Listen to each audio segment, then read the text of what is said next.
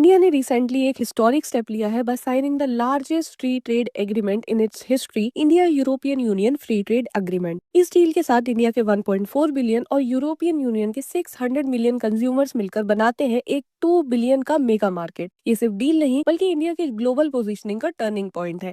European union एक block है 27 countries का, जिसमें जर्मनी, फ्रांस और स्पेन जैसे स्ट्रॉन्ग इकोनॉमी शामिल है। आज यूरोपियन यूनियन इंडिया का सबसे बड़ा ट्रेडिंग पार्टनर है, इवन यूएसए से भी आगे। अब वैसे तो ये डील साइन हो चुकी है, लेकिन अभी यूरोपियन पार्लियामेंट रेटिफिकेशन पेंडिंग है। इस डील के बाद सबसे बड़ा इम्पैक्ट आएगा टैरिफ रिडक्शन से। इंडिया में European cars, chocolates, wine, spirits, machinery और मेडिकल इक्विपमेंट्स अब लोअर टैरिफ्स पर आएंगे। इसका मतलब है ज्यादा कंपटीशन, बेटर क्वालिटी और कंज्यूमर्स के लिए बेटर प्राइसिंग। वहीं दूसरी तरफ इंडियन प्रोडक्ट्स को यूरोपियन यूनियन मार्केट में इजियर और चीपर एक्सेस मिलेगा। इस डील से जिन सेक्टर्स को बेनिफिट मिलेगा वो है मशीनरी और electrical equipment because of zero tariff, aircraft and spacecraft with almost fully tariff free, medical and surgical equipment with 90% product zero duty, और यूरोपियन वाइन्स जिन पर 150 से गिरकर 20 to 30% तक टैरिफ होगा। मतलब ओवरऑल ट्रेड फास्टर, चीपर और smoother होगा। अब इसमें सबसे बड़ा विनर हो सकता है इंडियन टेक्सटाइल इंडस्ट्री, बिकॉज पहले इंडियन टेक्सटाइल पर यूरोपियन यूनियन मार्केट में 12% टैक्स लगता था, लेकिन अब टैक्स फ्री एसेस मिलेगा। इससे बांग्लादेश जैसे एक्सपोर्टर्स को टफ कंपटीशन मिलेगा और तमिलनाडु, गुजरात, यूपी, बिहार, वेस्ट बंगाल जैसे हब्स में एक्सपोर्ट्स और जॉब्स दोनों बढ़ेंगे। लेकिन इस डील ने यूएसए के साथ टेंशंस भी क्रिएट की हैं।